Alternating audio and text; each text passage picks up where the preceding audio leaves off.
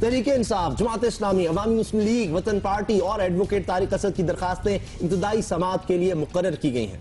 इब्तदाई समाअत में दरखास्तें के काबिल समाअत होने या ना होने से मुतालिक फैसला किया जाएगा और दरख्वास्त गुजारों की जानिब से इस्तदा की गई है कि वजीर आजम को नाअहल करार देकर बैरून मुल्क भिजवाई गई रकम वापस लाई जाए और ये कि अदालत वजीर आजम का नाम ECL में शामिल करने का भी हुक्म दे। इससे पहले पाकिस्तान तहरीक इंसाफ और जमात इस्लामी ने वज़ीर आज़म की नाअहली के खिलाफ सुप्रीम कोर्ट में दरखास्तें दायर की थी, जो अदालत उज़्मा के रजिस्ट्रार ऑफिस ने यह एतराज लगाकर मुस्तरद कर दी कि वज़ीर आज़म की नाअहली से मुतल्लिक दरखास्तें दायर करने के लिए सुप्रीम कोर्ट मुतल्लिका फोरम ही नहीं है। बाद में इस एतराज के खिलाफ सुप्रीम कोर्ट में नजरसानी अपील दायर की गई, जिस पर सुप्रीम कोर्ट के चीफ जस्टिस अनवर ज़हीर जमाली ने रजिस्ट्रार ऑफिस की जानिब से लगाए गए एतराजात खत्म करते हुए दरखास्तें समाअत के लिए मुकर्रर करने का हुक्म सुनाया गया और वजीर आजम ने तहकीकात की गर्ज से एक आला सतह का जुडिशल कमीशन कायम करने का ऐलान भी किया। आज मैंने एक आला सतही अदालती कमीशन कायम करने का फैसला है। सुप्रीम कोर्ट के एक रिटायर्ड जज इस कमीशन के सरबराह होंगे। ये कमीशन अपनी तहकीकात के बाद फैसला देगा कि असल हकीकत क्या है। 22 अप्रैल को कौम से खिताब के बाद हुकूमत ने सुप्रीम कोर्ट को कमीशन बनाने के लिए खत लिखा, लेकिन चीफ जस्टिस अनवर ज़हीर जमाली ने टर्म्स ऑफ रेफरेंस की मंजूरी तक जुडिशल कमीशन बनाने से इनकार कर दिया। 16 अगस्त को PTI के चेयरमैन इमरान खान ने पनामा मामले पर वज़ीर आज़म के खिलाफ सुप्रीम कोर्ट में बाज़ाब्ता तौर पर जाने का ऐलान किया। इलेक्शन कमीशन में जा चुके हैं, स्पीकर के सामने हमने रेफरेंस दायर कर दिया है पार्लियामेंट में और अब हमने ये फैसला किया है कि हमने पूरी पिटिशन तैयार कर ली है सुप्रीम कोर्ट के लिए। सुप्रीम कोर्ट में जाएंगे और नवाज शरीफ को जो इनकी money laundering, corruption, tax evasion, जो भी चीज़ें सामने आई हैं, ये जब से पनामा की इनकी कंपनीज का इंकशाफ हुआ है, तो इन सारे के ऊपर अब हम सुप्रीम कोर्ट पे जाएंगे।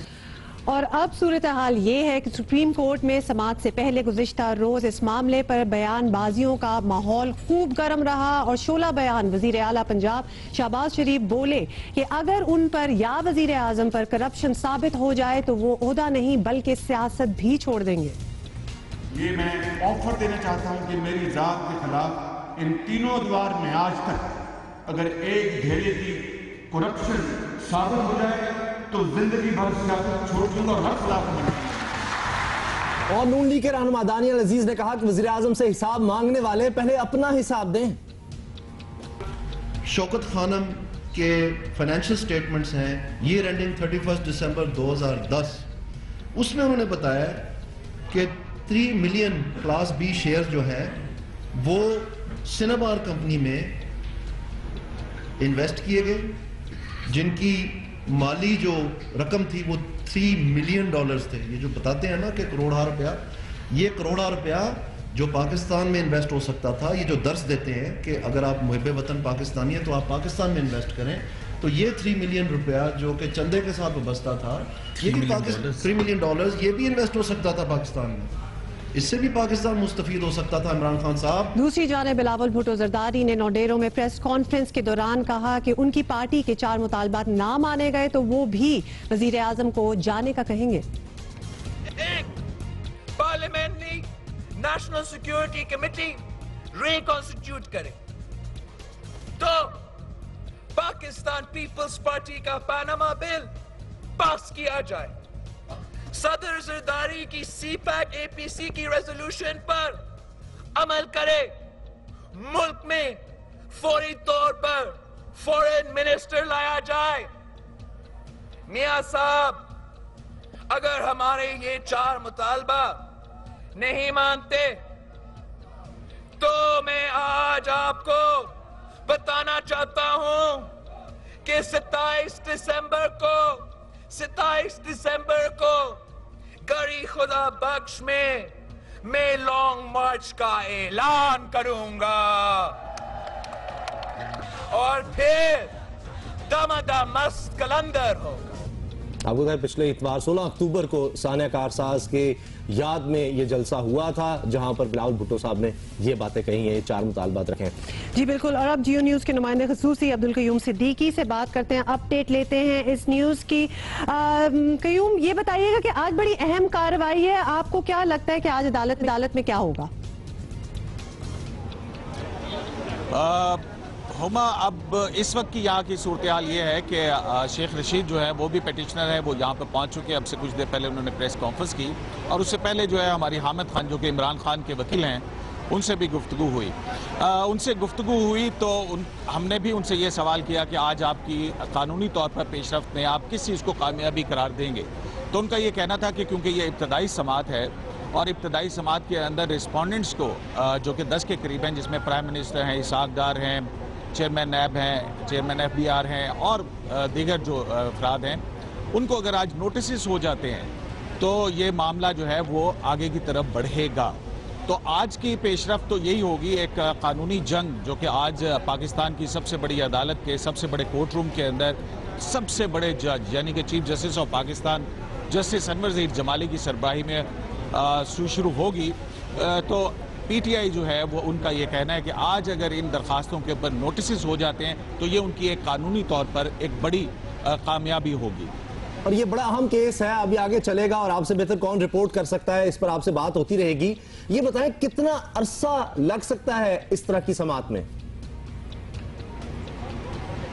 देखिए, इस बारे में कुछ नहीं कहा जा सकता। ये भी मुमकिन है कि आज सुप्रीम कोर्ट ऑफ पाकिस्तान वो तमाम वकला को सुने, क्योंकि इसमें 5 के करीब दरखास्तें हैं, जहां पर इमरान खान का ये मौक़िफ़ है कि पनामा कमीशन की तहकीकात करवाई जाए और प्राइम मिनिस्टर को नाअहल करार दिया जाए, उनका नाम ECL के ऊपर डाला जाए। वहीं पे आज उन्होंने एक अबूरी रिलीफ के लिए भी एक दरख्वास्त दाखिल की है, और वो ये दरख्वास्त है कि जब तक कि ये फैसला नहीं हो जाता और कमीशन की कार्रवाई होती है या पनामा तहकीकात होती हैं, प्राइम मिनिस्टर ऑफ पाकिस्तान को काम करने से रोक दिया जाए। ये एक बहुत बड़ी रिलीफ है या इंटरम रिलीफ है जिसके लिए वो यहाँ पर आए हैं। इस हवाले से तो कोई ऐसा खास इम्कान नज़र नहीं आता कि उनको इस तरह का कोई रिलीफ मिल सकेगा, क्योंकि उसके लिए नोटिस देना होगा, और एक बहुत अहम और बड़ा पेचीदा मामला है, क्योंकि वफाकी हुकूमत अगर प्राइम मिनिस्टर ऑफ पाकिस्तान को काम करने से रोका जाता है तो एक तरह से फेडरल गवर्नमेंट जो है वो पैरालाइज हो जाएगी। तो इस किस्म के इम्कानात तो हमें नज़र नहीं आते हैं। जहाँ तक आज अदालत अगर इसकी एक्सटेंसिव समाअत करती है और वो सुनती है, वो पूछती है कि आया किस तरह से हम 184(3) के अंदर ये जो रिलीफ आप मांग रहे हैं। जी कयूम, ये भी बताइएगा कि अब तक कौन कौन आ चुके हैं अदालत में, समाअत के लिए कौन कौन आ चुका है? कुछ देर पहले जी हाँ, अब जो वकला हैं, हामिद खान हैं, तारिक असद एडवोकेट हैं, और बैरिस्टर जफरुल्लाह हैं जो वतन पार्टी के हैं। उसके अलावा अवामी मुस्लिम लीग के शेख रशीद अहमद जो हैं वो अब तक यहाँ पहुँच चुके हैं, और अब से कुछ देर के बाद ही, क्योंकि ये 4थे नंबर के ऊपर मुकदमा समाअत के लिए मुकर्रर किया गया है। यहाँ पर हुमा, मैं एक और बात भी बता दूं कि तारिक असद एडवोकेट जो हैं, जिन्होंने दरख्वास्त की है कि पनामा पर कमीशन बनाया जाए, उनकी तरफ से गुज़िश्ता रोज़ एक और दरख्वास्त भी दाखिल की गई, और वो दरख्वास्त ये थी कि पाकिस्तान तहरीक इंसाफ को इस्लामाबाद बंद करने के हवाले से रोका जाए। अब ये देखना यह है कि आया वो जो उनकी मुतफरिक दरख्वास्त है वो भी आज समाअत के लिए मुकर्रर होती है या नहीं होती है, तो इस हवाले से अभी सूरत हाल वाज़ेह नहीं है। अब्दुल कयूम सिद्दीकी, आपसे आगे भी बात होती रहेगी। बहुत बहुत शुक्रिया आपका। मजहर अब्बास साहब हमारे साथ हैं। मजहर साहब, बुनियादी सवाल है, सादा सा, क्यों नहीं शरीफ फैमिली सबसे पहले उन्होंने अपने आप को पेश कर दिया? ये सारा मामला अदालत में, कहां जलसों में, सड़कों पर, इस्लामाबाद बंद होने की बात हो रही है, पार्लियामेंट में बात हो रही है, सारी जमातें ये चाहती हैं अपोजिशन की, उनका एहतजाज का तरीका अलग है। मैं तो इन सारे सियासतदानों को जो अभी आप सुनवा रहे थे, मैं सोच रहा था इनमें डोनाल्ड ट्रंप कौन है। क्योंकि आज जो डिबेट हुई और जो बातें की गई हैं उससे मुझे पाकिस्तान की सियासत उसमें नजर आई। एस्टैब्लिशमेंट पर इल्जाम लगाऊंगा, नताइज कबूल करूंगा या ना करूंगा, और रूसी सदर प्यूटन इन्वॉल्व हैं इसमें, वो बिल्कुल पाकिस्तानी सियासत का वो कल्चर नजर आ रहा था। देखिए, असल में चीज ये कि इस वक्त जो सूरत हाल है उसमें जो गवर्नमेंट है उनका इंटरप्रिटेशन ये कि जी वजीर आजम ने तो पहले ही अपने आप को पेश कर दिया था, और वो सुप्रीम कोर्ट ने वो चीज़ें वापस कर दी जो उन्होंने भेजी थी जुडिशल कमीशन के हवाले से, कुछ एतराज़ात लगा के वापस कर दिए थे। लेकिन असल में होता ही है कि देखिए कुछ चीज़ें होती हैं हाई मॉरल ग्राउंड पे करने की, हमारे यहाँ पॉलिटिकल कल्चर उस तरह का है नहीं। वरना अगर वजीर आज़म पहले ही दिन ये फैसला करते और अपनी जगह किसी और को वजीर आज़म नामजद कर देते और फिर अदालत से जो है अपने सारी चीज़ें रिलीफ लेके जो भी अपने बच्चों पे इल्ज़ाम है, क्योंकि देखिए अगर आपकी इमीडिएट फैमिली पर भी इल्ज़ाम हो और आप पर ना हो तो आपके लिए ये बहुत अहम चीज होती है। अच्छा, देखने वालों के लिए समझने के लिए असल में मसला ये इतनी बहस हुई, इतनी मीटिंग्स हुई ऑपोजिशन की हुकूमत के दरमियान, हुकूमत ये कहती रही कि सबका इकट्ठे हो, जिनके आए हैं 600 नाम आ गए उन सबका, और ऑपोजिशन कहती नहीं पहले आपसे शुरू होगा। नहीं, ये देखिए दोनों असल चीज ये है कि हुकूमत का जो मौक़िफ़ है वो इसलिए दुरुस्त नहीं है कि ये मैटर नहीं करता कि बाकी जो 600 लोग हैं, यानी ये मुझे हुकूमत जब भी कोई भी हुकूमत हो ये मौक़िफ़ करती है ना कि जी अपोजिशन पर भी ये इल्ज़ाम है, तो भाई आप किस लिए बैठे हुए हैं? आप तहकीकात करें ना, आप उनको गिरफ्तार करें अगर वो हो, तो आपने क्यों नहीं तहकीकात शुरू की इतने सालों में? कल जब दानियाल अजीज ये बात कर रहे थे कि इमरान खान पर इल्ज़ाम लगा रहे थे, तो ये तो गवर्नमेंट की रिस्पॉन्सिबिलिटी, गवर्नमेंट होती किस लिए है? गवर्नमेंट इन्हीं चीज़ों को तो बेहतर बनाने के लिए होती है। लेकिन जिस हाई मॉरल ग्राउंड की बात मैं कर रहा हूँ उसमें बड़े सख्त फैसले करने पड़ते हैं। आप अगर मेरी फैमिली के ऊपर एक गलत इल्ज़ाम आ गया है तो सबसे पहले मैं ये कहूँगा जी बाकी छोड़ें, सबसे पहले मैं अपने आप को क्लियर करवाना चाहता हूँ। सही, लेकिन आप उसमें जाना चाहिए था। वजीर आजम गए, कई माजी में जा चुके हैं वो काला कोट पहन के अदालत में। सही बात। तो आप जाते अदालत के सामने पेश करते, आप कहते कि आप इसकी तहकीकात भी है, मामला अदालत में भी है, इलेक्शन कमीशन में भी है, तो इन्होंने गवा दिया। दूसरी तरफ जो इमरान खान का जो प्रॉब्लम आ रहा है वो ये आ रहा है इमरान खान का कि अब आप आज से कार्रवाई शुरू हो रही है, आप 2 नवंबर की, अब इस आज से लेके अगर 2 नवंबर तक बीच में कोई ऐसा फैसला आ गया तो फिर आपकी कॉल का क्या होगा? या अगर नहीं भी आया तो आप सुप्रीम कोर्ट पे इनडायरेक्टली असर अंदाज होने जा रहे हैं। वैसे मजहर साहब अभी आज 28 है और 2 नवंबर मतलब कितने दिन रह गए हैं, कोई फैसला आ सकता है? नहीं, मुमकिन नहीं है, बहुत कम इम्कान इस चीज का होता है कि इतनी जल्दी, क्योंकि इतना बड़ा फैसला है। यही देखिए, इस पर भी जो ऑर्डर आएगा ना, यही बहुत अहम ऑर्डर होगा कि वजीर आजम को काम करने से रोका जाए या नहीं रोका जाए। और जिस तरह अब्दुल कय्यूम सिद्दीकी कह रहे थे कि रोकने का मतलब पैरालाइज करना है गवर्नमेंट, तो इस चीज के कम इम्कान आते हैं। लेकिन इसको क्या होगा, क्योंकि इस केस की मीडिया हाइप बहुत होगी। आज अगर सिर्फ नोटिस, हालांकि नोटिस जारी करना बिल्कुल एक नॉर्मल प्रैक्टिस है, लेकिन जैसे ही नोटिस जारी होंगे आप मीडिया पे जो है वो डब्बा घूमता हुआ देखेंगे कि नोटिस जारी हो गए। और अगर जाहिर है वजीर आजम को नोटिस जारी होता है, वजीर आला को नोटिस जारी होता है, या XYZ और लोगों को नोटिस जारी होता है, तो हालांकि ये बिल्कुल एक नॉर्मल अदालती प्रोसीडिंग्स में बिल्कुल एक नॉर्मल होता है। पहली हियरिंग ये होती है कि जी रिस्पोंडेंट्स को नोटिस जारी हो। लेकिन इस पर अगर जो रिलीफ मांगा है, इस पे अगर इम्कान इस चीज का है कि वो कहेंगे कि उस पे भी नोटिस जारी होंगे और वो फौरी तौर पे कोई वो नहीं होगा। लेकिन इमीडिएट जो आज नहीं, नेक्स्ट हियरिंग में, 2-3 हियरिंग में इस पर जो ऑर्डर होगा कि काम करने से रोका जाए ना रोका जाए, ये गवर्नमेंट और अपोजिशन दोनों के लिए अपना इंपॉर्टेंट होगा कि अगर रोका जाता है तो बहुत ही बड़ी खबर है, और अगर नहीं रोका जाता है तो गवर्नमेंट इसको एक्सप्लॉइट करेगी दूसरों। क्योंकि हमारे यहाँ अब कोर्ट हियरिंग्स जो हैं वो कोर्ट रूम तक महदूद नहीं रहती, वो अब एक रिमार्क्स आ रहे होंगे, लाल टिकट्स चल रहे होंगे, इस चीज की इतनी हाइप होगी। क्योंकि यूसुफ रजा गिलानी के केस में मुझे अच्छी तरह याद है, साबिक वजीर आजम जो थे, उनके केस में जिस तरीके से मीडिया हाइप बनी थी और जिस तरीके से केस को बिल्ड किया गया था, बिल्कुल उससे ज्यादा मुझे ये लगता है कि ये केस भी ज्यादा होगा। अब हमने जरा एक ब्रेक लेनी है और ब्रेक के बाद हमारे साथ हैं, हमने एक और सियासी एक मामला है उस पर भी बात करनी है, MQM के बारे में, उनके धड़ों के बारे में, ब्रेक के बाद।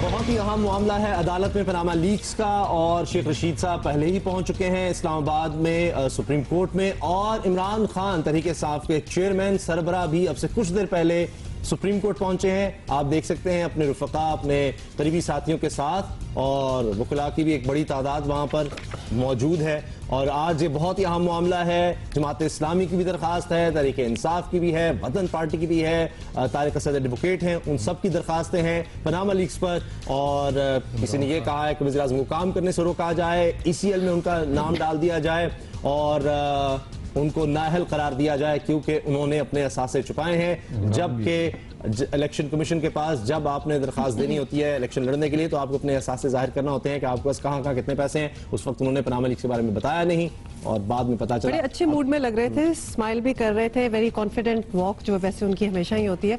सो he looked in high spirits. लेकिन इससे पहले हमने बात की है सदारती इलेक्शन अमेरिका में जो होने जा रहे हैं उनकी, और वहां पर क्या डोनाल्ड ट्रंप हाई स्पिरिट्स में हैं, इसके बारे में हमने जानना है। ये बिल्कुल, ये हम अभी पता करेंगे। और अभी हम बात करेंगे नुमाइंदा जियो न्यूज जो अमेरिका में है अजीम एम मियां साहब से। अजीम साहब, ये बताइएगा कि आज की जो प्रेसिडेंशियल डिबेट हुई है तीसरी, इसमें क्या फैसला हो गया कि कौन जीतेगा कौन हारेगा? जी, सूरत हाल काफी वाज़ेह हुई है, लेकिन असल चूंकि फैसला होना है 270 इलेक्टोरल वोट्स का, तो उसकी जो गिनती का तरीकाकार है उसकी वजह से अभी तक इस बारे में ये नहीं कहा जा सकता कि कौन हतमी तौर से है। लेकिन आज इस डिबेट में हिलरी क्लिंटन भी बहुत मजबूत थी और बड़ी ऑर्गेनाइज थी, और 40 मिनट तक तो डोनाल्ड ट्रंप भी बड़े मजबूत तरीके से, बड़े मुनज़्ज़म तरीके से सवालों के जवाब भी देते रहे, तनकीद भी करते रहे। लेकिन 40 मिनट के बाद फिर उनकी परफॉर्मेंस जो है वो अपनी रिवायात के मुताबिक आ गई, जिसमें उन्होंने हिलरी क्लिंटन को नाज़ी खातून भी कहा और उसके अलावा बहुत सारी चीज़ों में उन्होंने रखने भी डाले, और उसके अलावा उन पर जो है एक मतलब ऑफेंसिव के तरीके से उनके ऊपर जो है उन्होंने अपने वार भी किए और नुक्ताचीनी भी की। लेकिन हिलरी क्लिंटन की जो इसकी समझ में आती है वो ये थी कि उन्होंने अपनी जो पोजीशन थी उसको बरकरार रखना था, और वो पोजीशन ये है कि वो अपनी डेमोक्रेटिक स्टेट्स में तो उनको बढ़तरी हासिल है ही, और 7 पॉइंट की ओवरऑल उन्हें बढ़तरी हासिल है। लेकिन जो बैटल ग्राउंड स्टेट्स हैं जिसमें पेंसिल्वेनिया है, एरिज़ोना है, न्यू हैम्पशायर है और इस किस्म की जो स्टेट्स हैं, ओहायो है, वहां पर हिलरी क्लिंटन जो है वो आगे बढ़कर रिपब्लिकन स्टेट्स में अपने लिए गुंजाइशें पैदा कर रही हैं। और ये यहाँ पर जो है डोनाल्ड ट्रंप के लिए सबसे ज्यादा खतरनाक सूरत जो पैदा हुई है वो ये है कि ये वो स्टेट्स हैं जिन्हें रेड स्टेट्स या रिपब्लिकन स्टेट्स कहा जाता रहा है। ये बताएं कि अब तीनों डिबेट्स कहा जा रहा है कि हिलरी जीत गई हैं, कोई वापसी का अभी भी चांस है? चंद हफ्ते रह गए हैं डोनाल्ड ट्रंप के लिए, क्योंकि आपने कहा 40 मिनट से ज्यादा डोनाल्ड ट्रंप अपने आप को रोक नहीं सकते। 40 मिनट बाद अंदर का डोनाल्ड ट्रंप बाहर आ ही जाता है। जी, लेकिन अब ये है कि ये तो आखिरी और फाइनल डिबेट थी। अब डिबेट के बाद तो उन्होंने अब तकारीर करनी है, अपनी अपनी मुहिम इंतखाबी चलानी है, तो उस लिहाज से। लेकिन सबसे बड़ी जो बात है वो ये कि आज डोनाल्ड ट्रंप ने ये कहा है कि वो ये नहीं बता सकते और सस्पेंस रखेंगे कि आया वो इंतखाबात जो है उनके फैसले को वो मानेंगे या नहीं मानेंगे। ये अमेरिका की सियासी और इंतखाबी तारीख का एक बहुत बड़ा मरहला है, और उसकी वजह ये है कि ये इससे पहले कभी किसी भी सदारती उम्मीदवार ने ये नहीं कहा कि वो इस निज़ाम को नहीं मानते। और इसी बात को हिलरी क्लिंटन ने ज्यादा आगे बढ़ाया है कि देखिए, ना इनका जमहूरियत पर एतमाद है, ना डोनाल्ड ट्रंप का अदलिया पर एतमाद है, ना वोट पे इलेक्टोरल सिस्टम पर एतमाद है, ना अवाम पर एतमाद है, कि वो ये कहते हैं कि वो नहीं। तो अजीम मियां साहब, वो मजहर साहब ये कह रहे थे कि लग रहा है कि बहुत शुक्रिया हम आपका अदा करेंगे, क्योंकि मजहर साहब वाली जो बात है वो आप भी मुझे लगता है कर रहे हैं कि पाकिस्तानी वो इलेक्शंस का रंग नजर आने लग गया है, वो इल्जामात हम मानते नहीं है इन इलेक्शंस को और ये सब कुछ। तो पाकिस्तान की सियासत की एक और बड़ी बात, MQM में जो धड़ेबंदी हुई है वो तो एक जगह, लेकिन सभी एक दूसरे के खिलाफ हैं। हर धड़ा बाकी तीनों धड़ों के खिलाफ है और शदीद खिलाफ हमें नजर आ रहा है। इस बारे में हम बात करना चाह रहे हैं। कराची की सियासी कुव्वतें एक दूसरे से लड़ने में मसरूफ हैं। शहर का मैंडेट हवा में मुअल्लिक हो गया है। MQM पाकिस्तान, MQM लंदन, पाक सरजमीन पार्टी, गवर्नर सिंध, इशरतुल इबाद और पीपल्स पार्टी सब आपस में दस्तोगिरबा हैं, और बेचारे वोटर सोच रहे हैं कि उनका असल नुमाइंदा है कौन। गुज़िश्ता रोज गवर्नर सिंध डॉक्टर इशरतुल इबाद खान ने खुलकर बात की और साने 12 मई बल्दिया टाउन फैक्ट्री और हकीम सईद कत्ल पर भी खूब बोले। मोहम्मद सईद केस जो कि कानूनी तौर पे सेटल भी हो चुका है, लेकिन क्यों कत्ल किया, किसने कत्ल किया, वो लोग कुछ नजर में आ गए जो कि बड़े पारसा बन रहे थे। 12 मई 2007 में जिस किसी ने किलिंग की चाहे उसका किसी पॉलिटिकल पार्टी से ताल्लुक हो, उसको हमने फैसला किया है कि उसको हम चौराहे पे लटकाएंगे, हैंग करेंगे, इबरतनाक सजा देंगे। बल्दिया फैक्ट्री में जिसने 300 आदमी जलाए, उसका भी हिसाब होगा, उसका हिसाब हमारी गर्दनों पर है। अगर हमने गलत हिसाब किया तो हमें अल्लाह ताला सजा देगा। और इसके अलावा गवर्नर सिंध ने पीएसपी के सरबराह मुस्तफा कमाल पर ताबड़तोड़ हमले किए। एक साबका सिटी नाज़िम साहब ने बात की, मैं अनफॉर्चुनेटली उनको इंतहाई घटिया, इंतहाई कमज़र्फ, इंतहाई जहनी पस्ती का शिकार बाइपोलर शख्स समझता हूँ। प्रोग्राम आज शाहजेब खानजादा के साथ में बात करते हुए डॉक्टर इशरतुल लिबाद का कहना था कि मुस्तफा कमाल गवर्नर बनना चाहते हैं, माजी में उनकी तारीफ रस्मी तौर पर करता था। अगर कोई डाइट्राइब रहा है, कोई इस किस्म की बकवास पे होता रहा है जिसकी के कोई मेरी नज़र में औकाती ना हो, जो एक मेरी नज़र में मैं अच्छी तरह जानता हूँ ठेकेदार लेवल का आदमी हो, वो आकर के बकवास करना शुरू कर दे, तो शायद मैंने 15 साल नेशनल इंटरेस्ट में इस मुल्क को, इस सूबे को, इस शहर को सर्व किया है, रात दिन सर्व किया है, ऑनेस्टी और सिंसियरिटी के साथ सर्व किया है, और अल्लाह ताला ने मुझे इज्जत दी है। और मैं किसी को इजाज़त नहीं दूंगा कि वो मेरे ऊपर आकर के बात करे, गलत बात करे। सही बात है तो मैं बिल्कुल सुनने के लिए तैयार हूँ, लेकिन बकवास में सुनने के लिए तैयार नहीं हूँ। इशरतुल लिबाद की ये जारहाना इनिंग्स साबिक नाजिम कराची के उन चौकों छक्कों का जवाब थी जो उन्होंने 17 तारीख को लगाए थे। इशरतुल लिबाद को फिल फौर गिरफ्तार होना चाहिए और फिल फौर इसका नाम ECL में डाला जाना चाहिए, इसको मुल्क से फरार नहीं होने देना चाहिए। इशरतुल लिबाद को फिल फौर गिरफ्तार होना चाहिए, 13 साल में किए हुए उसके सारे काले करतूतों का हिसाब किताब लेना चाहिए। अल्ताफ हुसैन को कॉल करके मुबारकबादें दी हैं उन्होंने जो इफ्तिखार हैं अल्ताफ हुसैन के साथ होते हैं, इफ्तिखार कुरैशी, उसको फोन करके मुबारकबादें दी। और आप देखें कि गवर्नर ने, अल्ताफ हुसैन ने इतनी गालियां बकी हैं लाइव टीवी पे आके, इतने स्टेटमेंट दिए, इतने बयान दिए, गवर्नर ने आज तक उसको जो है वो लफ्ज भी नहीं बोला है। दूसरी जानिब MQM पाकिस्तान, MQM लंदन और पाक सरजमीन पार्टी दोनों के खिलाफ है। MQM लंदन शहर में अपनी सियासत कर रही है, ये MQM पाकिस्तान और PSP को निशाने पर लिए हुए है, जबकि पीपल्स पार्टी MQM के दोनों धड़ों के खिलाफ अपना वोट बनाने की कोशिश कर रही है। 16 तारीख को वज़ीर आला सिंध ने फारूक सत्तार के खिलाफ बयान दिया, जबकि बिलावल भुट्टो जरदारी ने लंदन वालों को आड़े हाथों लिया। सियासी कुव्वतों की इस लड़ाई से मुल्क के सबसे बड़े शहर के वासी हैरान भी हैं और परेशान भी। लोग वोट किसको दें और आइंदा शहर की बागडोर किसके हाथ में जाएगी, अभी कुछ वाज़ेह नहीं हो रहा। और यही अपने लिए, आप लोगों के लिए हम वाज़ेह करने की कोशिश करेंगे, क्योंकि मजहर साहब हमारे साथ हैं, उनसे बेहतर कौन जानता है कराची के हालात को। लेकिन अभी हम एक ब्रेक ले रहे हैं छोटा सा, और फिर इस पे वाकई बहुत सी बातें करनी है मजहर साहब के साथ आफ्टर दिस शॉर्ट ब्रेक।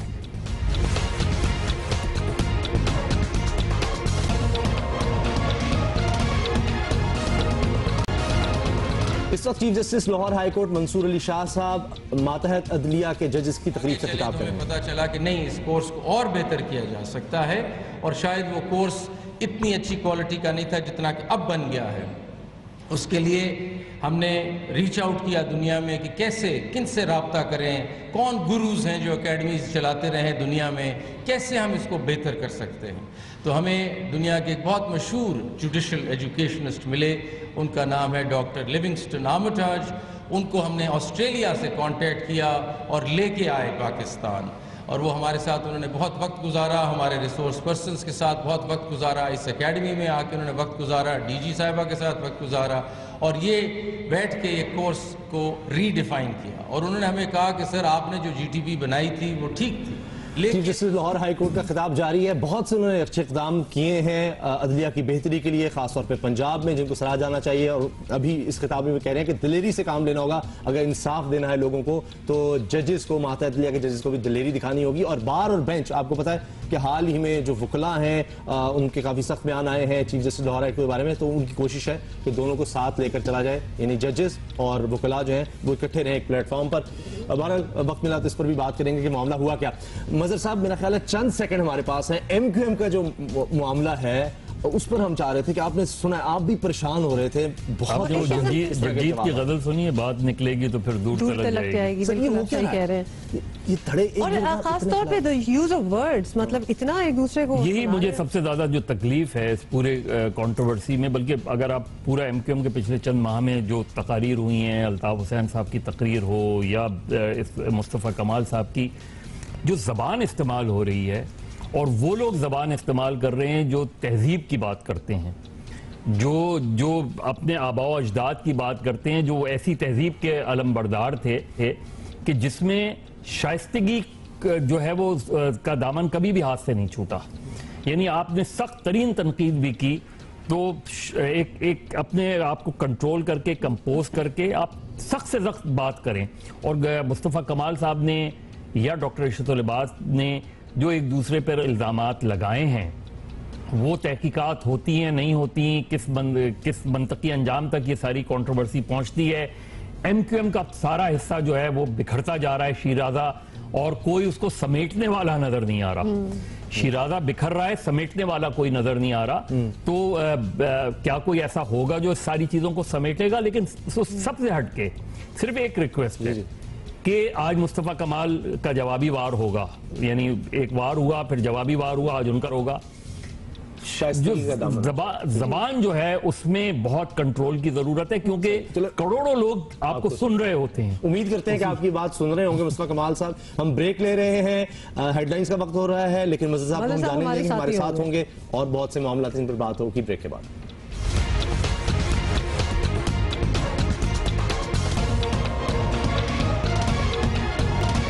जिस तरह हमने शुरू में बात की थी, जियो पाकिस्तान में आज बहुत ही अहम अदालती मामला है। इमरान खान को आप देख रहे थे, अब से कुछ देर पहले काफी खुश नजर आ रहे थे। उन्होंने कहा है कि अब एहतसाब का अमल शुरू हो गया। मजहर साहब हमारे साथ हैं। मजहर साहब, ये अभी तो नोटिस जारी हुए हैं कि आना है दूसरी पार्टीज को, वजीर आजम को, या जिन लोगों पर इल्जामात हैं, लेकिन अब ये मामला चलता रहेगा, अब ये प्रेशर रहेगा हुकूमत पर। देखिए, आज दो चीजें हुई हैं जो हमें पता चला। एक तो ये कि बैरिस्टर जफरुल्लाह जो वतन पार्टी के थे, उनकी जो पिटीशन थी वो इब्तदाई समाअत में ही मुस्तरद हो गई, और वो इस बुनियाद पे थी कि उन्होंने ये कहा था कि सुप्रीम कोर्ट इसको हेयर नहीं करे, बल्कि जुडिशल कमीशन ना बनाए, बल्कि इसको पार्लियामेंट में भेज दे, पानामा इशू को। जो इमरान खान और जमात इस्लामी की जो पिटीशन थी, उसमें एक प्रोसीजरल जो होता है, नॉर्मल प्रोसीजर होता है, उसमें जाहिर है आप दूसरे फरीक को सुनते हैं जिसके खिलाफ पिटीशन हुई है, तो कोर्ट ने इब्तदाई समाअत के बाद उनको नोटिस जारी कर दिए, उसके आगे कोई नहीं है।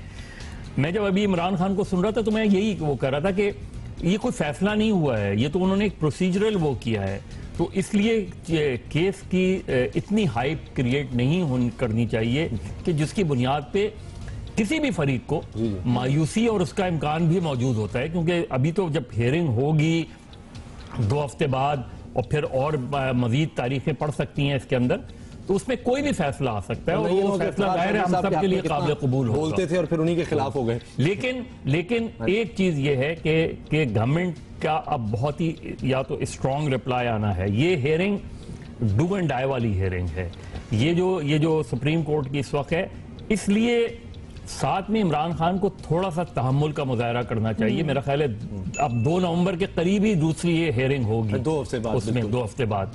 तो एक ऐसी सिचुएशन से को अवॉइड करना चाहिए कि जिसमें ये तासुर मिले कि आप अदालत को असरअंदाज करने जा रहे हैं। ये बहुत आम है। अदालत में क्या हुआ है, अब्दुल क़य्यूम सिद्दीकी साहब हमारे साथ हैं। अब्दुल क़य्यूम सिद्दीकी साहब, ये अदालत के बारे में बताएं, अंदर क्या बातें हुई? हेलो जी अब्दुल क़य्यूम सिद्दीकी साहब, जानना चाह रहे हैं कि अदालत में हुआ क्या है आज? आपको आवाज आ रही है? जी अब्दुल क़य्यूम सिद्दीकी साहब, शायद आपको आवाज नहीं जा रही। मैं पूछना चाह रहा हूं कि आज अदालत में हुआ क्या है? खबरें आ रही हैं कि नोटिस जारी हो गए हैं, जिस तरह मजहर साहब कह रहे हैं कि वो तो एक प्रोसीजर है कि वज़ीर आज़म की तरफ से अब किसी को पेश होना होगा, या जिन पर दीगर लोगों पर यह है कि उन्होंने असासे छुपाए उनको। तो अदालत में और क्या कुछ हुआ है, क्या कहा गया है? हेलो जी, मेरा ख्याल है नहीं आवाज आ रही है, सिद्दीकी साहब को आवाज नहीं जा रही। उसमें जब आप इसमें जिस तरह टिकट चल रहा था, मेरा नहीं ख्याल कि वजीर आजम को खुद पेश होने के लिए कहा है अदालत ने। नोटिस जारी करने का मतलब ये कि उनका कोई भी वकील होगा। जब आप जाती तौर पे किसी को पेश करने के लिए कहते हैं, हुक्म देते हैं, तो फिर ये कहा जाता है कि वो जाती तौर पे पेश। लेकिन फिर एग्जैक्टली 2 हफ्ते बाद का जो टाइम दिया, उसमें क्या होगा? देखिए, उसमें गवर्नमेंट का रिप्लाई आएगा इसमें जो भी जाहिर है जो पिटीशन है उसकी कॉपी उस फरीक को दी जाएगी, उनका रिप्लाई आएगा, उसके बाद एक हियरिंग शुरू होगी। उसमें आर्गुमेंट, काउंटर आर्गुमेंट, तो उसमें अगर इन्होंने ये दरख्वास्त की है कि ये डे टू डे हियरिंग की जाए, जो कि मुझे नहीं लग रहा कि शायद की हो नहीं की हो, डे टू डे हियरिंग भी हो सकती है और जल्दी डेट्स भी पड़ सकती हैं। इसीलिए मेरा ख्याल है, मैं इसीलिए कह रहा था कि इमरान खान को ये जरूर सोचना चाहिए कि सुप्रीम कोर्ट, खुद इमरान खान आज इतने खुश नजर आ रहे हैं, तो इसका मतलब है आप उस अदालत पर एतमाद कर रहे हैं। तो जब आप अदालत पे एतमाद कर रहे हैं तो फिर इस्लामाबाद बंद करने वाली बातें, ये सारी बातें जो अनप्रेसिडेंटेड होगी, उसके बाद जाहिर है जब आप इस्लामाबाद बंद करेंगे तो सुप्रीम कोर्ट फिर कैसे खुली रहेगी। देखिए ये सारी चीजें ऐसी हैं कि नहीं, अब ये कहना कि हम सुप्रीम कोर्ट, आज भी यही कहा है उन्होंने, कहा एहतजाज हमारा हक है, अदालत में आना भी हमारा हक है, एहतजाज भी हमारा हक है, यहाँ भी हम आए हैं, वहाँ भी सड़कों पे। एहतजाज का हक क्या होता है? एहतजाज का हक ये होता है कि आप आगे, अगर आपको अदालत पे एतमाद नहीं, आप बाहर आके बैठ जाएंगे, आप वो कर दें। आप तो ये कह रहे हैं ना कि आप शहर बंद कर रहे हैं। जो अच्छा, मजहर साहब मैं आपको रोकूंगी, अब्दुल कयूम सिद्दीकी साहब हमारे साथ हैं। अब्दुल कयूम, बताइएगा कि अदालत में आज क्या हुआ? जी हाँ, आज जो है चीफ जस्टिस पाकिस्तान की सरबराही में आज इन दरखास्तों की समाअत हुई और जो एक दरखास्त है जो कि बैरिस्टर जफरुल्लाह जो कि वतन पार्टी की है, जिसमें यह कहा गया था कि ये मामला पार्लियामेंट को भिजवा दिया जाए, और ना सिर्फ ये बल्कि उन्होंने ये कहा था कि इस्लामाबाद बंद करने के हवाले से जो है वो धमकियां दी जा रही हैं। तो सुप्रीम कोर्ट ऑफ पाकिस्तान ने उनकी ये दरख्वास्त जो है वो प्री मेच्योर करार देते हुए डिसमिस कर दी है, मुस्तरद कर दी है। उनका कहना था कि आपकी दरख्वास्त के अंदर जो इस्तदा की गई है वो प्री मेच्योर है अभी, तो इस बुनियाद के ऊपर वतन पार्टी की दरख्वास्त मुस्तरद करें।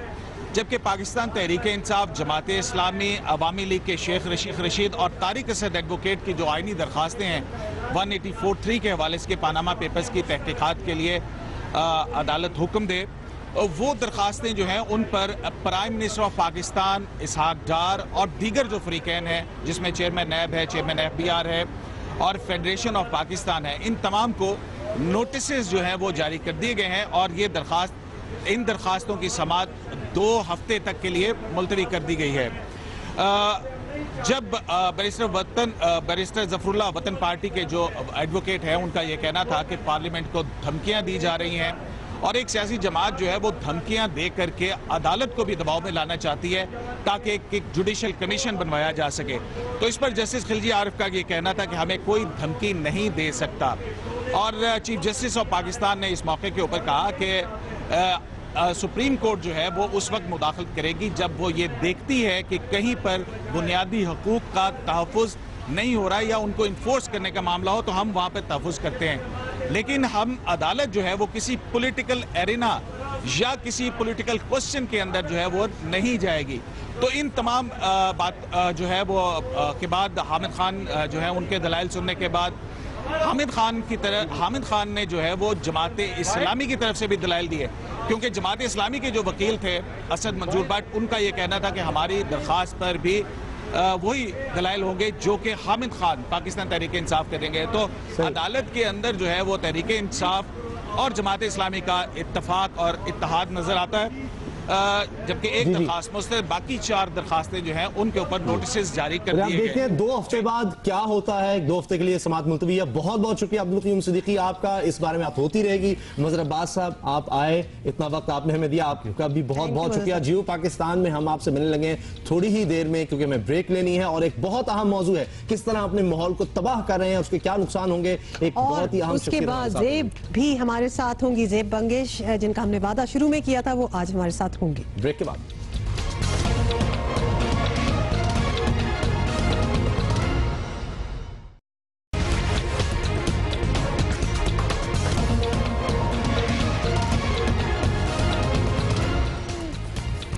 हमें ज्वाइन कर लिया स्पेशल शख्सियत ने, जिसके बारे में हम सुबह से वादा कर Zeb Bangash is with us. She really needs no introduction. इतना रिकग्नाइजेबल फेस है, उससे ज्यादा रिकग्नाइजेबल आवाज है। लेकिन आपके बारे में हमने एक रिपोर्ट बनाई है जिसमें ज्यादा डिटेल है, वो हम दिखाना चाहते हैं। पहले वो देख लें फिर बातें करें। जी बिल्कुल।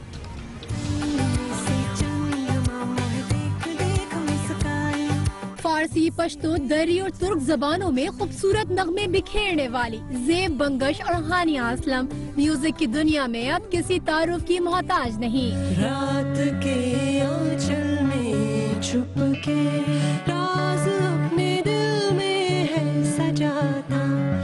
पाकिस्तान के सूबे खैबर पख्तूनख्वा से ताल्लुक रखने वाली सुरीली आवाजों और दिलकश शख्सियत की मालिक ज़ेब और हानिया की जोड़ी अच्छे म्यूजिक का ज़ौक़ रखने वाले लोगों की अव्वलीन पसंद है। ये दोनों आपस में कजन हैं और पाकिस्तान के अलावा दुनिया के कई ममालिक में परफॉर्म कर चुकी हैं। 2008 में इनका स्टूडियो एल्बम चुप के नाम से रिलीज हुआ, जिसके बाद कोक स्टूडियो के मुख्तलिफ सीजन्स में शानदार सोलो सॉन्ग्स हिट होते रहे।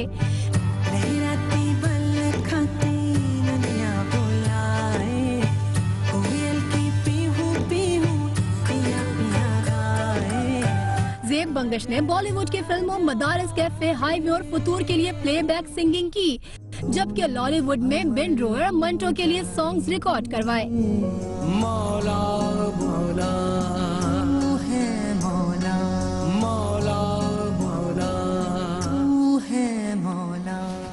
कमाल है, इतनी सी उम्र में बहुत सा काम आपने किया और सारा काम भी बहुत अच्छा किया। मेरा तो पहला सवाल आपसे वो है, इतनी जुबानों में किस तरह आप गा लेती हैं? मैं उर्दू सही तरह नहीं बोल सकता। मेरे ख्याल में मुझे शुरू से, क्योंकि मेरे घर में तुर्की, दरी, पश्तो, बलोची इस किस्म के गाने मैं सुनती आई थी, तो इस वजह से शायद मुझे हमेशा से मुख्तलिफ ज़बानों में गाने का शौक था। लेकिन वो ज़माने में मैं बोल नहीं सकती, मैं सिर्फ गा सकती हूँ। लेकिन आप जब गाती हैं, आप वो म्यूजिक खुद चूज करती हैं, आप पिक करती हैं कि मैंने ये वाली पोइट्री गानी है, आप खुद उसको कंपोज करती हैं, तो आप समझ तो लेती हैं कि क्या? एक्चुअली टू बी ऑनेस्ट, मैं इतना मुझे पोइट्री का उस वक्त वो नहीं होता जब मैं ज़्यादा म्यूजिक और उसकी मेलोडी से जब मैं मुतासिर होती हूँ, तो फिर मैं गाना चूज करती हूँ, फिर उसके बाद थोड़ा उसकी मीनिंग समझती हूँ। अच्छा, लेटेस्ट जो आपका ये था कोक स्टूडियो में जो स्टेंट था, you have been a part of Coke Studio for a very long time, आपको हर बार कोई चेंज नजर आता है? You feel that like there is a change और कोई डिफरेंट चीज होगी? एब्सोल्युटली, बिल्कुल। एक तो ये है कि जब मैं पहली दफा कोक स्टूडियो में सेकंड सीजन में आई थी, तो उस वक्त तो हमें पता ही नहीं था कि कोक स्टूडियो है। तो we just went, we did our recording, और उसके बाद हम लोग घर चले गए और भूल गए उसके बाद। ओह, यू डिडंट नो कि उसके बाद होने क्या वाला है? जी, फिर जब वो रिलीज हुआ तो तब पता चला। उसके बाद हर सीजन के साथ इसकी अवेयरनेस भी ज्यादा बढ़ती है, वो भी माशाल्लाह बहुत बड़ा platform. It was also building at that time, I guess. इस बारे में हमने और बहुत सी बातें करनी है, ज़ेब बंगश से हमने बहुत सी बातें करनी है, और आज जियो पाकिस्तान की खुसूसी खबर एक और भी है। कराची के खूबसूरत साहिलों पर समुद्री हयात खतरात की जद पर। कराची की साहिली पट्टी पर फ्रेंच बीच के मकाम पर तामीराती काम जोरों शोर से किया जा रहा है, और आबी हयात को इस लिहाज से कई खतरात लाहक हैं और कोई इनका लिहाज भी रखा नहीं जा रहा। तामीराती काम के दौरान पत्थर हटाए जा रहे हैं, जो कि कवानीन की संगीन खिलाफ वर्जी है। माहिरीन ने शदीद खदशा जाहिर किया है कि साहिल से पत्थरों को हटाने से सी वीड, कछुओं और मछलियों की अफजाइश शदीद मुतासिर होगी। माहिरीन ये भी कहते हैं कि ये इलाका सी वीड की अफजाइश के लिए बहुत मौजू है, जो कि समुद्री हयात की बका के लिए इंतहाई अहम है। इससे साहिल से हटाए जाने वाले पत्थरों के अंदर सी वीड नमू पाते हैं, जिनकी वजह से मछलियों, कछुओं, केकड़ों और मुख्तलिफ इक़साम की समुद्री हयात की बड़ी तादाद यहाँ अफजाइश पाती है। कवानीन के मुताबिक समुद्री हयात को नुकसान पहुंचाने वाली किसी कार्रवाई की इजाजत नहीं, लेकिन खुलेआम इन कवानीन की धज्जियां उड़ाई जा रही हैं और कोई पूछने वाला ही नहीं। और माहिरीन के मुताबिक साहिल पर इस नौइयत का तामीराती काम बैनुल-अक़वामी कवानीन की भी खुली खिलाफ वर्जी है। ये बहुत ही अलार्मिंग बात है और इस पर हम मजीद बात करना चाहेंगे। डॉक्टर आलिया रहमान हमें ज्वाइन कर चुकी हैं, कराची यूनिवर्सिटी में मरीन बायोलॉजी की प्रोफेसर हैं। डॉक्टर आलिया, प्लीज हमें बताइएगा कि ये किस नौइयत की कंस्ट्रक्शन वहां हो रही है फ्रेंच बीच पे, और इससे क्या क्या नुकसान हो सकता है? अस्सलाम वालेकुम। कंस्ट्रक्शन तो मैं इसको नहीं कहूँगी, इसलिए कि जो मैंने देखा अभी 17 तारीख को जब हम वहाँ पे गए, तो 2 बुलडोजर्स इन्होंने लगाए हुए थे, और दोनों बुलडोजर वहाँ से जो पत्थर हैं और बड़ी बड़ी चट्टानों का जो एरिया है उसमें से मिट्टी निकाल कर बाहर फेंक रहे थे। उस एरिया में मैं कोई पिछले 30 साल से वहाँ पे जा रही हूँ, इसलिए कि हम लोग स्टूडेंट्स को भी ले जाते हैं, उनको दिखाते हैं जो सीवीड वहाँ ग्रो हो रही होती है नेचुरल कंडीशन में। आपको पता है कराची क्योंकि साहिल पे है तो सिर्फ एक कराची यूनिवर्सिटी है जहाँ इस पे बहुत ज़्यादा काम किया जा रहा है। तो हम कोई पिछले कई बरसों से एटलीस्ट 3 डेकेड से हम वहाँ जा रहे हैं और स्टूडेंट्स को दिखा रहे हैं, और हम अपना रिसर्च का काम और स्टूडेंट्स का रिसर्च का काम भी उस एरिया में करते हैं। वो एरिया इसलिए ज़्यादा इम्पोर्टेंट है और हम उसको ज़्यादा अहमियत देते हैं, वो इसलिए कि वहाँ ये पत्थरी चट्टानें हैं, इन चट्टानों पे सीवीड ग्रो करती है। जब पानी लो टाइड होती है तो ये चट्टानें एक्सपोज हो जाती हैं, हाई टाइड में इन पे पानी कवर हो जाता है और इसकी वजह से वहाँ बहुत अच्छी ग्रोथ इन सीवीड की, और सीवीड की वजह से जो फिश और क्रस्टेशंस हैं वहाँ पे वो भी वहाँ पे बहुत ज़्यादा पाए जाते हैं। तो ये एक बहुत ही आइडियल लोकेशन थी, ये लोकेशन थी जहाँ पे हमें बहुत ज़्यादा सीवीड ग्रो होती हुई नजर आती है। और ये हमारा क्या होगा अब, इसका मतलब मछलियां कम होने लग जाएंगी, माहीगिरों को नुकसान होगा, मुल्क को नुकसान होगा, ऐसा भी है कि इंसानों तक भी बात आएगी चाहे कई साल बाद हो। आज हम बड़े लापरवाह हैं। जी बिल्कुल बिल्कुल आएगी। देखिए आपने जो है जैसे सीवियो का साहिल तो बिल्कुल ही तबाह हो गया, वहां पे तो अब कोई चीज ना वहां मछलियां हैं ना वहां कोई और चीज ग्रो करती है, इसलिए कि उसको पोल्यूशन और मैन हैंडलिंग की वजह से उसको बिल्कुल तबाह कर दिया। अब ये कुछ ऐसी जगहें बची थी जहां पे एक नेचुरल तरीके से चीजें ग्रो हो रही थी और उसमें ह्यूमन डिस्टर्बेंस इस तरह का था कि लोग आते थे, अपनी थोड़ी बहुत स्विमिंग करते थे और चले जाते थे। लेकिन जब आप वहां पे इस तरह का हेवी ड्यूटी बुलडोजर्स लगा के और वहां से उस चीजों को मूव कर देंगे तो जाहिर है पूरी इकोलॉजी उस जगह की खराब हो गई और बहुत से नुकसानात इसमें होंगे, बहुत सारी चीजें आगे आने वाले सालों में होंगी। और सबसे ज्यादा नुकसान तो मुझे ये लग रहा है कि हमारी एकेडेमिया को बहुत बड़ा नुकसान होगा कि एक चीज जो हमारी उसमें थी कि हम जाकर लोगों को दिखा सकते थे, हम उस पर खुद काम करते थे, जिसपे दर्जनों पेपर्स पब्लिश हो चुके हैं। कमर्शलाइजेशन की तरफ हम जा रहे हैं अब सीवीड्स की, जो सारी दुनिया में हो रही है लेकिन हमारे यहाँ नहीं हो रही है, हम उसकी तरफ मूव कर रहे हैं। तो अगर इस तरह की डिस्ट्रप्शन वहां पे की गई तो ये सारी चीजें, ये पूरी टोपोग्राफी, ये पूरी इकोलॉजी तबाही की तरफ चली जाएगी। करते हैं कि हुकूमत इसका नोटिस लेगी। जियो पाकिस्तान में हमने इस मामले को उठाया। बहुत शुक्रिया डॉक्टर आलिया रहमान साहिबा आपका, आप जियो पाकिस्तान ने हमसे बात की। ज़ेब मंगिश हमारे साथ रहेंगी, लेकिन अभी हम ले रहे हैं एक छोटा सा न्यूज ब्रेक और उसके बाद ज़ेब से बहुत सी बातें होनी है। इस वक्त वज़ीर दिफा ख्वाजा आसिफ मीडिया से बात करेंगे। की अदालत भी लगाई जाएगी इंशाअल्लाह ताला, वहां भी हम सुरखरू होंगे। किसी अदालत में भी हमें कोई हिचकिचाहट नहीं है, किसी अदालत में भी जाने का। अवाम की अदालत, अदालत उज़्मा, इलेक्शन कमीशन, पार्लियामेंट, कहीं भी हमें कोई रेजिस्टेंस नहीं है। हम खुशामदेद करते हैं आज जो भी कार्रवाई हुई है सुप्रीम कोर्ट में, और इंशाअल्लाह ताला जब भी 2 हफ्ते के बाद तारीख आती है उसमें जो भी कानूनी रिक्वायरमेंट्स होंगी इंशाअल्लाह ताला वो हम पूरी करेंगे। अभी ठहर जाइए, बात करनी है, अभी ठहर जाइए भैया इसको पहले पूरा करना, फिर नहीं इस तरह नहीं, इसका सवाल जवाब शुरू हो गया तो फिर लंबा हो जाएगा। देखें ये आज टीवी पे तो नहीं पेश हुए, ये तो आपकी रिक्वायरमेंट पूरी कर रहे हैं। हम तो अंदर से जो है अदालत में अपने कायद के बिहाफ पे हम वहाँ पे मौजूद थे। तो ये मैं समझता हूँ कि हमारा स्टैंड जो है पिछले 6-7 माह में 2 कौम से खिताब किए मियां नवाज शरीफ साहब ने, एक दफ़ा असेंबली में उन्होंने खिताब किया, और हर फोरम के ऊपर हम एहतसाब के लिए तैयार हैं। लेकिन इमरान खान भी तो ज़कात और खैरात के और चंदे के पैसों का कोई हिसाब दे, उसका हिसाब कौन लेगा? 4 साल हो गए हैं ये सवाल करते हुए, कोई ज़कात दे पैसे खा गए, दस से सानू कितने कीते गए नहीं। ये भी तो उनसे पूछे कोई। वो इम्तियाज हैदरी कौन है जिसकी कंपनी में उन्होंने पैसे लगाए हुए हैं? वो मस्कत में जमीन और जो क्लाइमेट बॉन्ड जो है तुमने फ्रांस में लिए हुए हैं, उनका कोई हिसाब तो दो। 3-3 साल जो है बैलेंस शीट नहीं बना देते तुम, और लोगों के खैरात के पैसे हैं, ये तो बाद में बात होगी। लोगों के खैरात और ज़कात के पैसे हैं जिसका वो हिसाब नहीं दे रहा। सिलाब जदगान के पैसे हैं, कहाँ है 3600 घर बताए? ये मैं over to my brother Saad Rafi. Thank you sir, शुक्रिया। मेरे सीनियर कलीग जनाब ख्वाजा मोहम्मद आसिफ साहब ने बड़ी सराहत के साथ जमात का मौक़िफ़ और हमारा मौक़िफ़ मीडिया के ज़रिए कौम के सामने रखा है।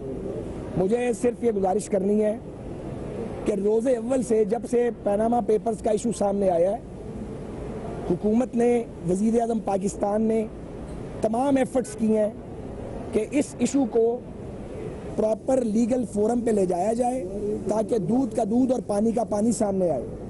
और मैं ज़रा उन इक़दामात को गिनवाना चाहता हूँ। सबसे पहले हुकूमत ने कोशिश की फ़ौरन, जैसा कि खालिद साहब ने कहा है, वज़ीर आज़म साहब खुद आए मीडिया के सामने और उन्होंने कहा कि हम सुप्रीम कोर्ट के किसी भी रिटायर्ड जज पर मुश्तमिल, वेल रिप्यूटेड रिटायर्ड जज पर मुश्तमिल कमीशन बनाएंगे। उस पर इमरान खान और उनके हम नवाओं ने उन्होंने शोर मचा दिया और तूफ़ान खड़ा किया कि कोई ऑनरेबल जज तैयार नहीं हुए। उसके बाद ऑनरेबल सुप्रीम कोर्ट को ख़त लिखा गया और जब ऑनरेबल सुप्रीम कोर्ट ने उस पर कहा कि ये काम लंबा है और उसके अलावा ये जो कानून है इसमें उतनी ताकत नहीं है, हमने फ़ौरन अपोजिशन से रजू किया और TORs के लिए हमने मैराथन सेशन किए और अपना एक बाकायदा हमने TOR का जो एक ड्राफ्ट था वो रखा अपोजिशन के सामने। लेकिन उसके मुकाबले में जो 15 सवालात अपोजिशन की जानिब से आए वो TOR नहीं थे, वो सिर्फ पर्सन स्पेसिफिक थे और वो एक नज़र आ रहा था कि ये नवाज शरीफ साहब की ज़ात को टारगेट करना चाहते हैं। और ये हमें वाज़े हो गया था उस दौरान उस प्रोसेस के कि इमरान खान साहब और बाज़ अपोजिशन जमातों के वकला वो मसले का हल नहीं चाहते, वो मसले का फैसला मीडिया में करना चाहते हैं और धूल उड़ा रहे हैं। इसके बाद हमने कोशिश की कि एक नया कानून लाएं और कौमी असम्बली में उसको हमने सबमिट किया, सेनेट में ये लेके आए, लेकिन दोनों जगह स्टैंडिंग कमेटियों से इमरान खान के लोगों ने राह फरार इख्तियार की क्योंकि वो अदारों पे यकीन नहीं रखते। और अब वो इलेक्शन कमीशन ऑफ पाकिस्तान में भी हमारे खिलाफ गए, सुप्रीम कोर्ट में भी। अब कंक्लूजन क्या है कि आप खुद सुप्रीम कोर्ट में आए हैं, मुल्क की आला तरीन अदालत है, आला तरीन अदालत ने उसके लिए उसका नोटिस ले लिया है। अब कौम धरने वालों से और एजिटेशन वालों से एक ही सवाल पूछती है कि आप अगर अदालत उस्मा में आ गए हैं और बकौल आपके दादरसी के अमल का आगाज हो गया है, तो फिर आप ये जो धरना शुरू है ये किस लिए कर रहे हैं और आप पाकिस्तान के दारुल हुकूमत को क्यों बंद करना चाहते हैं?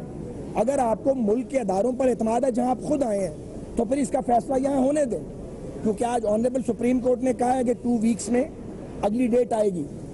इसके बाद अब किसी शहर को सील करने का, तोड़ फोड़ का, तशद्दुद का नाका।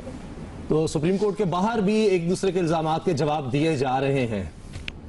खैर ये तो ऐसी बातें हैं कि हम करते रहेंगे, लेकिन ज़ेब हमारे साथ हैं, जरा हम बेहतर बातें करते हैं, अच्छी बातें करते हैं। ज़ेब, आई मस्ट से कि जब आप और हानिया, आपका बैंड आया था तो that was the closest thing to a girl band जो पाकिस्तान ने देखा था। सो अब हानिया और आपका कोई कोलैबोरेशन कुछ आप लोग करते हैं? हमने काफ़ी गाने साथ में बनाए जो रिलीज नहीं हुए अभी तक, तो यही मैं हम लोग वो मौके की तलाश में कि कब हम लोग एक्चुअली वो गाने रिलीज करेंगे। इंशाल्लाह 2017 को कुछ हमारा जो काम कोई गाना भी रिलीज हो जाए, कुछ एक हमें कुछ सुना दे। नहीं, रिलीज तो मैं नहीं कर सकती लेकिन ऑलरेडी रिलीज हम कोई भी आपको पसंदीदा। हाँ, कोई भी। और मेरी तो खैर एक फरमाइश थी जो मैंने ब्रेक में बता दी है, लेकिन whatever comes easily to you, please हमें कुछ सुना। ठीक है, आपकी फरमाइश थी, चलिए तो मैं वो गा लेती हूँ थोड़ा सा।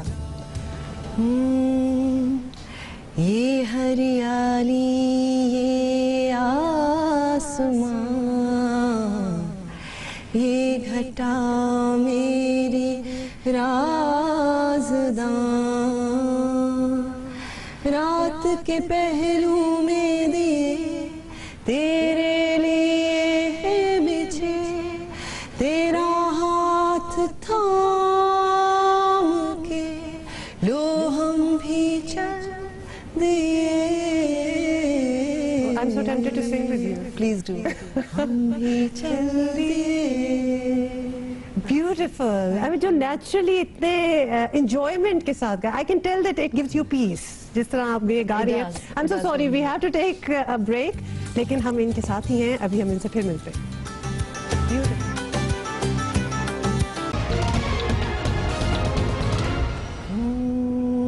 दिलरुबा दिलरुबा दिलरुबा दिलरुबा दिलरुबा नाराज़ी पखंदा नाराज़ी खुल्क और यार मिलाड़ो बेवफा औरम ब्या नाराजी पखंदा नाराजी औरम ब्या नाराजी औ दिलरुबा नाराजी।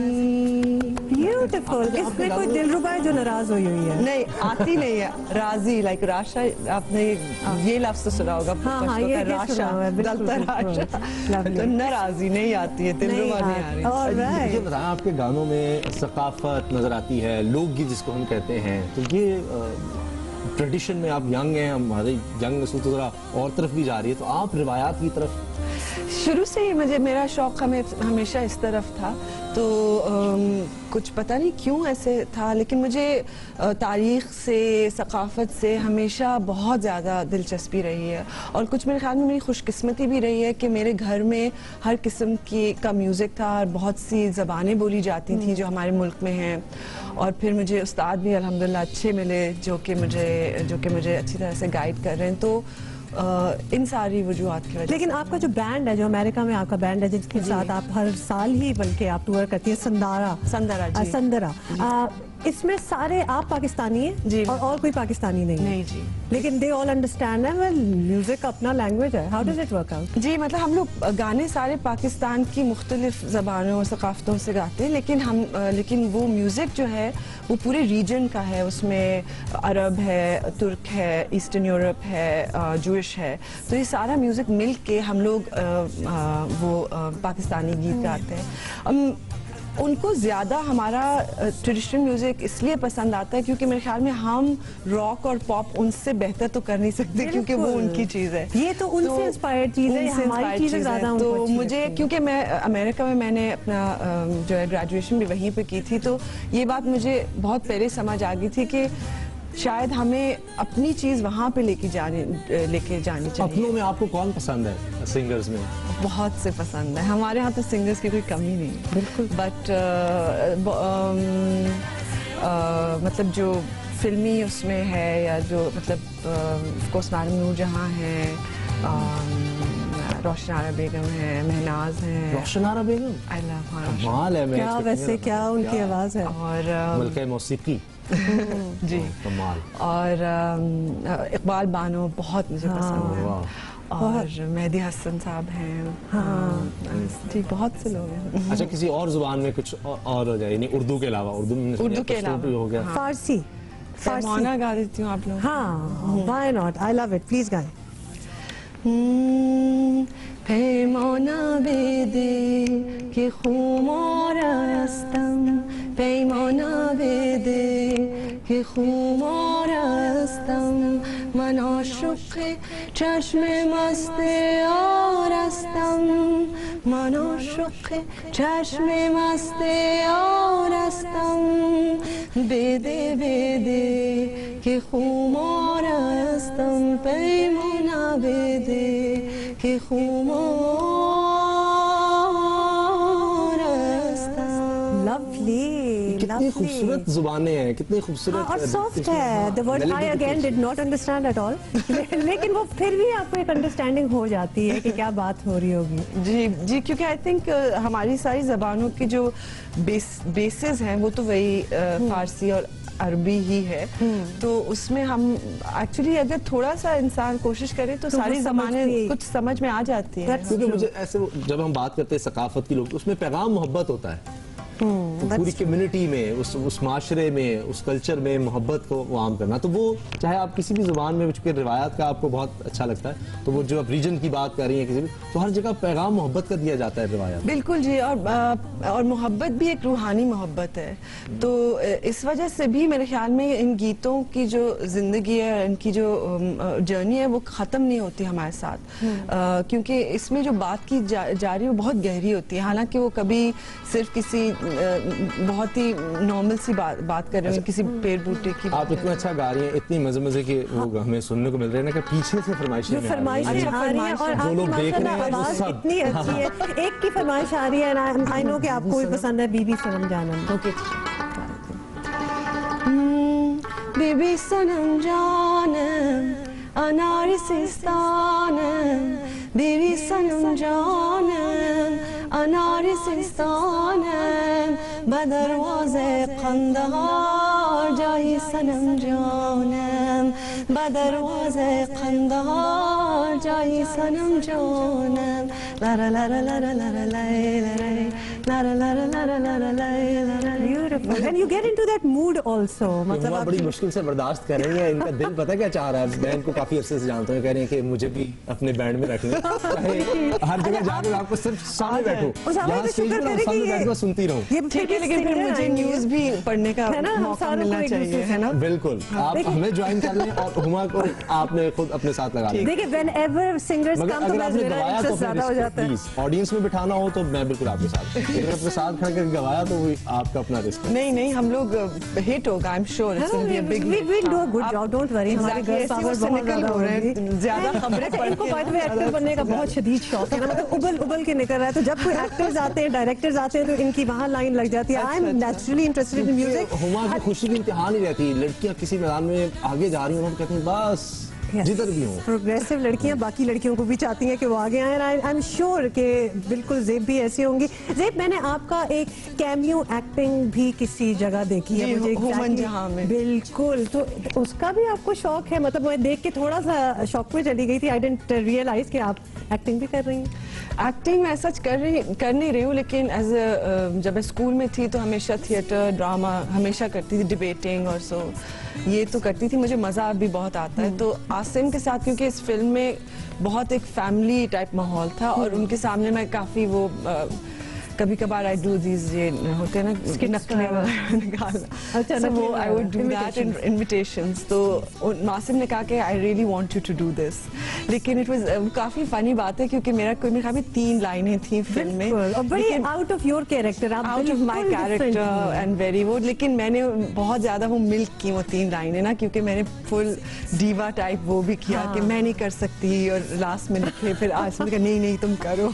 तो मैंने पूरा उसका फायदा उठाया। लोग चाह रहे हैं कि वो आपको और बहुत ज्यादा सुने, और वो इससे पहले कि हमसे नाराज हो कि आपने ज़ेब को ज्यादा टाइम क्यों नहीं दिया, तो हम फेसबुक लाइव भी करेंगे। आप सब लोगों के लिए खुशी की खबर है, 11 बजे चूंकि शो तो खत्म हो जाएगा, लेकिन उसके बाद फेसबुक लाइव, तो आप हमें फेसबुक लाइव पे भी सुन सकेंगे और एंजॉय कर सकेंगे। अब मुझे लग रहा है कि हुमा और ज़ेब की बड़ी अच्छी दोस्ती होने वाली है। ख्यालात आपके एक जैसे हैं? नहीं, मैं एक्चुअली बोल ही नहीं रहे। हाँ, एक्टिंग के हवाले से मैं पूछना चाहती थी कि मजीद आगे फिर आपने कुछ करना है इसका? तो एक दफा तो आपने वो ट्राई कर लिया ना इन द मूवी। हाँ, it was fun. I don't know, I am not sure, मतलब अगर if there is a good role, sure, but मतलब as such you are open to it. I am open to it, but as such मैंने सोचा नहीं है like that about it. हाँ, अच्छा, ये भी एक बड़ी नेचुरल ट्रांजिशन मैंने देखी है। बहुत से एक्टर्स और सिंगर्स जो हैं, singers are acting, actors are singing. I mean Coke Studio में इस बार हमने बहुत से एक्टर्स जिनका हमें कोई अंदाजा नहीं था कि वो गाना भी गाते हैं, and they did a great job. They did lovely job. सरहद पार भी आपने बड़ा नाम कमाया।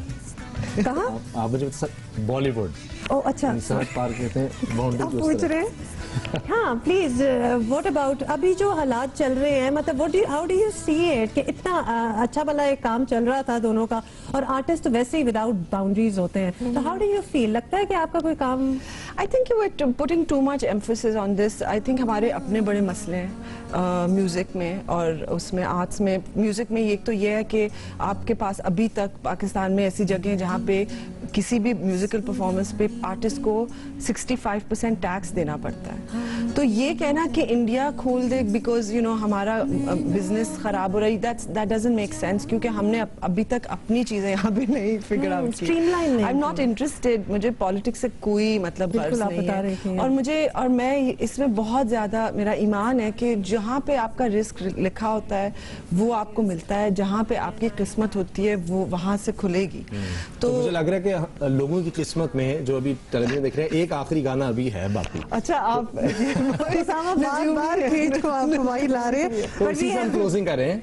बिल्कुल, we have no time left, तो हम आपको ऑलरेडी खुदाफिज कर दें, लेकिन ज़ेब हमारे लिए एक छोटा सा कुछ लाइंस कहेंगे और उसके बाद हम फेसबुक लाइव तो कर ही रहे हैं, so right after this will be on Facebook.